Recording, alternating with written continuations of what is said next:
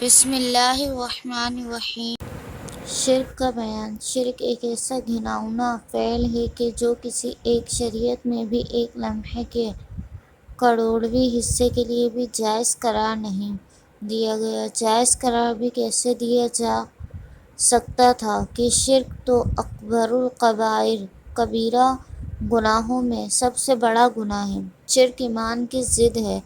جیسے اندھیرے اجالا، رات دن ایک جگہ جمع نہیں ہو سکتے، ایسا ہی شرک اور ایمان اسلام کی چھتری کے نیچے ہرگز جمع نہیں ہو سکتے۔ قرآن پاک میں مشرک کے انجام کو ایک مثال کے ذریعے واضح کیا گیا ہے کہ جو شخص کسی بلند و بالا مقام سے زمین پر گر پڑے تو پرندے اس کی بوٹی بوٹی نوچ کر لے جاتے ہیں، یا پھر ہوا اس کے اعضاء کو علیحدہ علیحدہ کر کے دور کسی وادی میں پھینک دیتی ہے، اور یہ ہلاکت کی عبرت ناک اور بدترین صورت ہے۔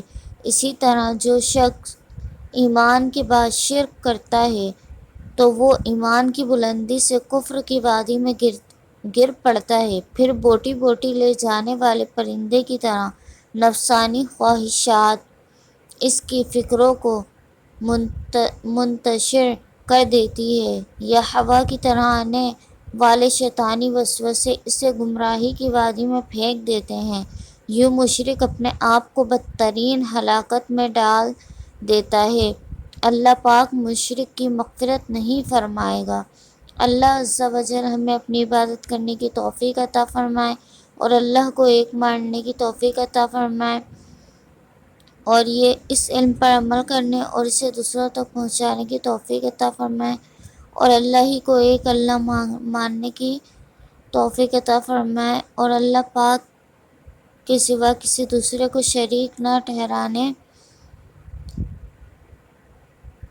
کی توفیق عطا فرمائے۔ ہم نے جو کچھ سیکھا، اللہ ہمیں اس پہ عمل کرنے، اسے دوسروں تک پہنچانے کی توفیق عطا فرمائے۔ آمین بجاہ النبی الامین صلی اللہ تعالی علی محمد صلی اللہ تعالی علیہ وآلہ وسلم۔ فی امان اللہ۔ اللہ حافظ۔